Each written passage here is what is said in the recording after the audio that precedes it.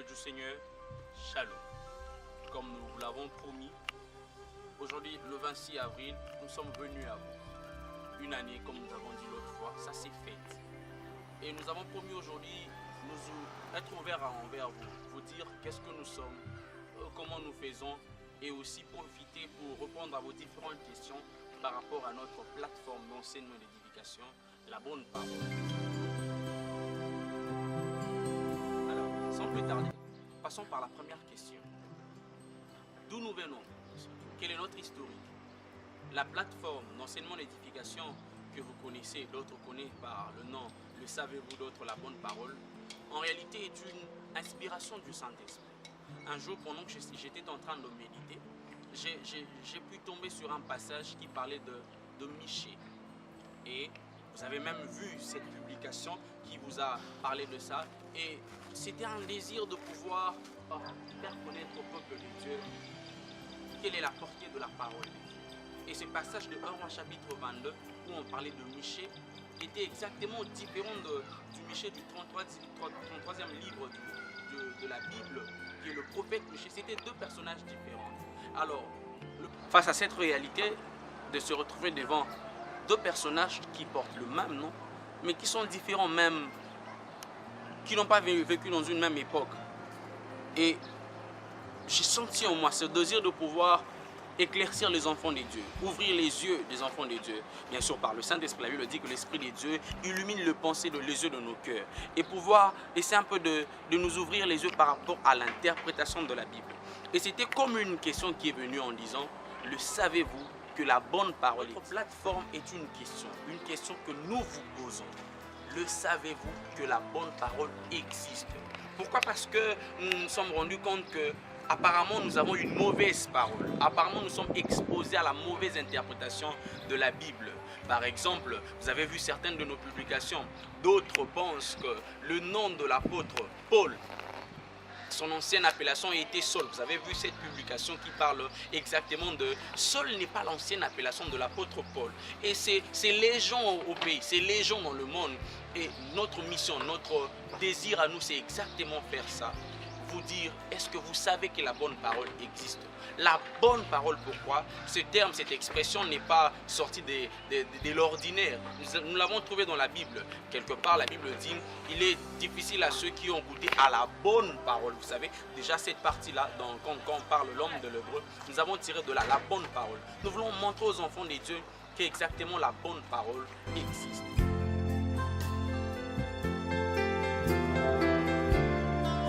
La question de savoir la vision, vous allez comprendre par l'historique que nous venons de donner. Déjà, nous avons parlé un peu de notre vision.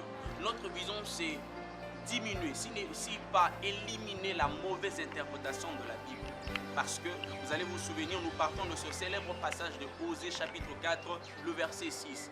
La Bible déclare, l'Éternel dit ceci: mon peuple périt parce qu'il lui manque la connaissance. Le peuple des dieux, les enfants de Dieu sont en train de périr parce que la connaissance n'y est pas. La connaissance de qui donc? Connaître l'Éternel, connaître ses lois, connaître sa parole. Et nous, enfants de Dieu, nous qui sommes sacrificateurs, souverains, sacrificateurs par Jésus-Christ, nous sommes appelés à faire cela, appelés à enseigner aux enfants de Dieu, au peuple de Dieu, la connaissance de l'Éternel et de sa parole. Et il ne faudra pas oublier que ces peuples-là de Osée connaissaient quelque chose. Ils connaissaient une parole, mais la mauvaise parole. Je pourrais dire, pour notre cas, ils connaissaient l'interprétation de la loi, mais la mauvaise interprétation. Et notre vision, ces bases-là, éliminer la mauvaise interprétation de la Bible. Elles sont légion. Déjà, nous partons aussi par ce que l'apôtre Pierre est en train de dire dans son épître, en disant qu'ils viendront les gens qui vous enseigneront la mauvaise doctrine, la mauvaise parole, et nous sommes là avec vous pour essayer d'intercaler cela, enseigner la bonne parole au peuple.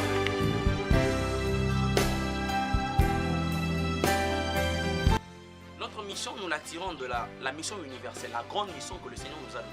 Il dit ceci: allez, faites de toutes les nations les disciples. Et j'aime une partie, il dit, en les enseignant. Notre mission, c'est vous enseigner. Notre mission, c'est vous exposer devant la parole de Dieu, afin que vous puissiez être en mesure de pouvoir vous aussi interpréter ou déceler la mauvaise interprétation de la Bible. nous, ce que nous poursuivons en vous, c'est lorsque vous allez lire une de nos publications, lorsque vous serez devant une de nos publications, que vous puissiez dire waouh, que vous puissiez dire alléluia, que vous puissiez vous exprimer parce que vous avez simplement eu les yeux ouverts devant une telle ou telle autre explication ou interprétation de la Bible.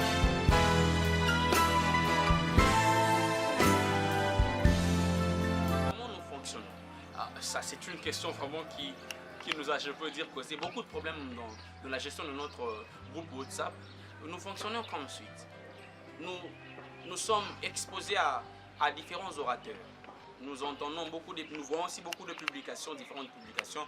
Nous entendons beaucoup de prédications, beaucoup des enseignements et nous lisons aussi la Bible. Et lorsque nous sommes devant ou nous rendons compte d'une mauvaise interprétation de la parole de Dieu, par exemple, il y a cette phrase, il y a cette interprétation, bien cette manière de dire la Bible qui s'est beaucoup répandue dans mon pays, la RDC, en disant que là où il y a la présence de Dieu et l'absence totale du diable. Ça, c'est déjà ce faux. Comment nous les connaissons? Parce que nous lisons chaque année, nous lisons la Bible de Genèse à Apocalypse. Ça, c'est une discipline pour nous, notre équipe. Nous fonctionnons comme ça. Et ça nous permet à ce que lorsque nous entendons une mauvaise interprétation, par exemple, il y a une autre mauvaise interprétation qui dit ce qui est révélé est condamné. La Bible ne le dit pas. Dans Ephésiens 5:13, Paul est en train de parler d'une mauvaise vie en cachette, qui doit être révélée au travers le temps.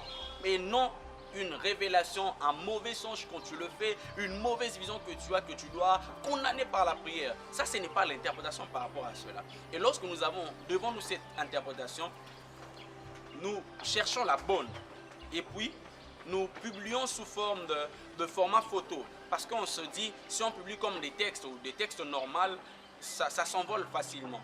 Mais sous forme de photo, ça reste gravé. Quelqu'un peut être facilement attiré par ça. C'est comme ça que nous fonctionnons. Ce qui fait même que dans notre groupe WhatsApp, dans notre manière de faire, vous remarquez que nous n'acceptons pas beaucoup d'autres publications parce que ça ne cadre pas avec notre vision ni avec notre mission.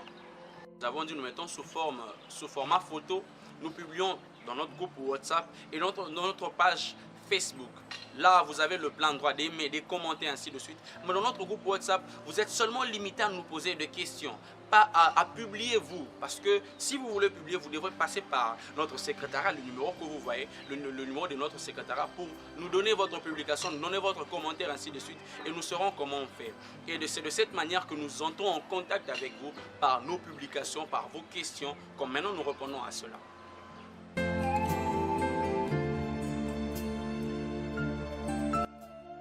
Waouh!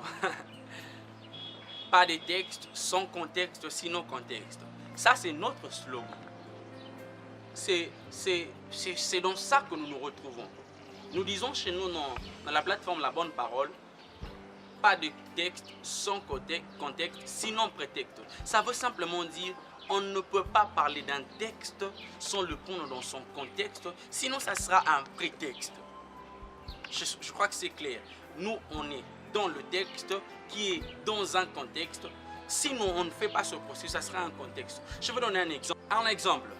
Comme Paul est en train de parler dans Romains chapitre 7, de le bien que je veux faire, je n'arrive pas à le faire. Le mal que je ne veux pas faire, je retrouve une loi en moi. Et beaucoup de chrétiens prient comme ça en disant, en réalité, ce n'est pas une prière de chrétien. Paul parle dans un contexte où il était païen. Vous voyez le contexte, un texte pris dans un contexte. C'est pourquoi dans Romains chapitre 8, le premier verset, il l'attaque en disant « Il n'y a plus de condamnation pour ceux qui sont en Jésus-Christ ». En réalité, si un chrétien prend ce texte-là et l'enlève dans le contexte de comme Paul était païen, en réalité, il ne fait pas la prière de Paul. Paul est en train d'expliquer quand il était païen, comment il était soumis à la loi de la chair. Mais quand il devient chrétien, il n'y a plus de condamnation pour ceux qui sont en Jésus-Christ.